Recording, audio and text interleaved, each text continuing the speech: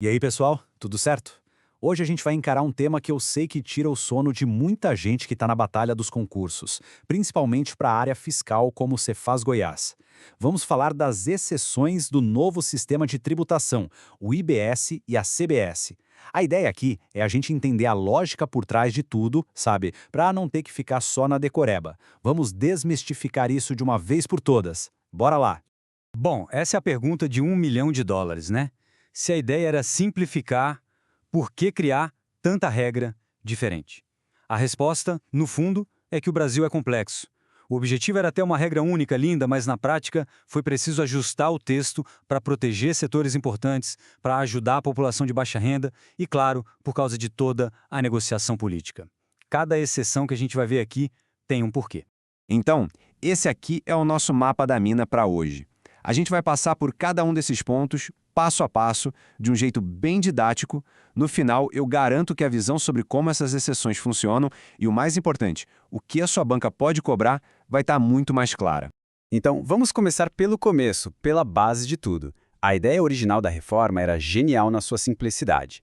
Mas, para a coisa funcionar no mundo real, foi preciso criar tratamentos especiais, que são exatamente essas exceções que a gente vai detalhar agora. E esse slide aqui mostra perfeitamente essa briga. De um lado, o sonho da simplicidade, uma alíquota única para todo mundo. Do outro, a realidade, a necessidade de ter regras especiais. É justamente entendendo essa dualidade, essa tensão, que a gente começa a dominar de verdade esse assunto para a prova.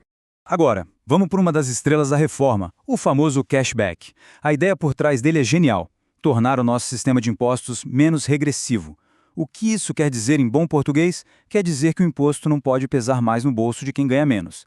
Na prática, o cashback devolve uma parte do imposto pago pelas famílias de baixa renda. E quem é que tem direito a esse benefício? Bom, as regras são bem objetivas, o que é ótimo para a gente. São dois critérios que precisam ser cumpridos. Primeiro, a família tem que estar no CadÚnico. Segundo, a renda por pessoa da família não pode passar de meio salário mínimo. Simples assim, sem segredo. Agora, olha que interessante os percentuais de devolução. Reparem que para alguns itens super essenciais, como gás de cozinha, a conta de luz e de água, a devolução da CBS é de 100%. Isso mesmo, todo o valor da CBS volta. Já a do IBS é de 20%. Para todo o resto, todas as outras compras, a devolução é de 20% dos dois tributos. Agora, atenção máxima aqui, pessoal. Esse é o tipo de detalhe que as bancas como a FCC adoram explorar. Anotem aí. O valor devolvido pelo cashback nunca, em hipótese alguma, pode ser maior do que o imposto que a família realmente pagou naquela compra. Isso está lá no artigo 120 da Lei Complementar e é uma regra de ouro. Saindo do cashback, a gente entra em outro mecanismo com um forte apelo social, a Cesta Básica Nacional. Aqui a lógica é bem direta. A reforma criou uma lista de alimentos essenciais que vão ter alíquota zero de IBS e CBS. Ou seja, na prática, não vai ter imposto nenhum sobre esses produtos. Olhando para essa lista, a primeira reação pode ser de pânico, né? Nossa, vou ter que decorar tudo isso? Calma! A grande dica aqui, e o material de apoio reforça isso, não é sair decorando cada item. O fundamental para a prova é entender o conceito. Existe uma cesta básica nacional com produtos essenciais, e esses produtos têm a alíquota zero. É o princípio que importa. Certo. Agora a gente chega na parte que muitos consideram a mais densa, mas vamos com calma que a gente descomplica. Os regimes diferenciados nada mais são do que regras especiais para alguns setores da economia. Na maioria das vezes, isso significa alíquotas reduzidas. Para a gente organizar o raciocínio, esses regimes se dividem em 4 grandes grupos. Tem a galera que vai ter uma redução de 60% na alíquota, outra com redução de 30%, alguns casos específicos com alíquota zero, e por fim o mecanismo chamado crédito presumido. Vamos olhar cada um deles. Começando pela maior redução de todas. Alguns setores muito importantes vão ter um belo desconto de 60% nas alíquotas do IBS e da CBS. Então, para todos esses setores que vocês estão vendo, a alíquota final vai ser 60% menor. Percebem o padrão? Educação, saúde, transporte público são áreas com um impacto social gigantesco. A ideia aqui é justamente baratear o custo final e facilitar o acesso da população a esses serviços e produtos.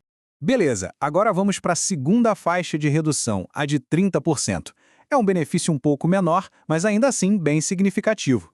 E quem entra aqui? Esse benefício é super específico. Ele vale para os serviços de profissionais liberais, como advogados, engenheiros, médicos, arquitetos, ou seja, todo profissional que tenha um conselho de classe regulamentando a profissão. O motivo é que, geralmente, esses serviços dependem muito da pessoa, do profissional em si, e não de uma grande estrutura. Agora um conceito que parece complicado, mas não é. O crédito presumido. Pensa comigo. Uma empresa de reciclagem compra material de um catador, que é a pessoa física. O catador não paga IBS/CBS.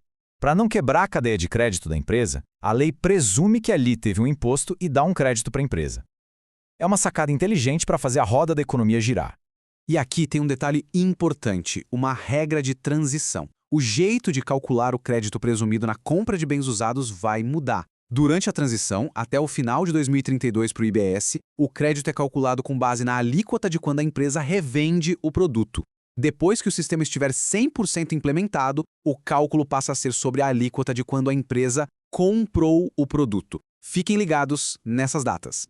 Ufa, vimos bastante coisa, né? Agora vamos filtrar tudo isso e pensar como um examinador da FCC, o que realmente importa na hora da prova da Cefaz Goiás. Essa citação do material do estudo é o mapa do tesouro.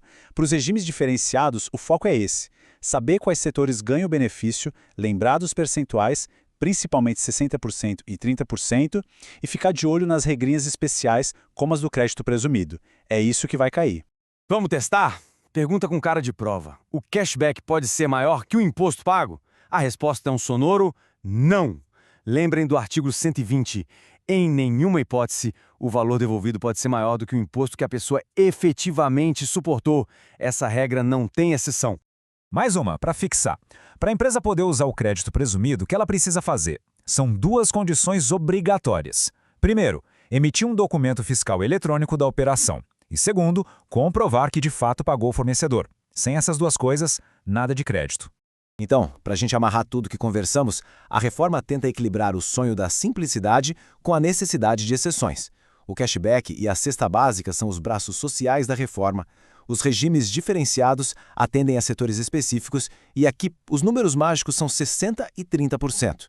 E por último, o crédito presumido é a ferramenta que inclui todo mundo na nova lógica do imposto.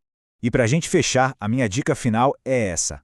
Mais importante do que decorar uma lista de setores ou artigos de lei é entender o porquê de cada regra existir. Se a gente entende a lógica, a razão de ser da exceção, dominar o que ela faz, fica muito, mas muito mais fácil na hora da prova. Fechado? Mantenham o foco que a vaga vem. Bons estudos!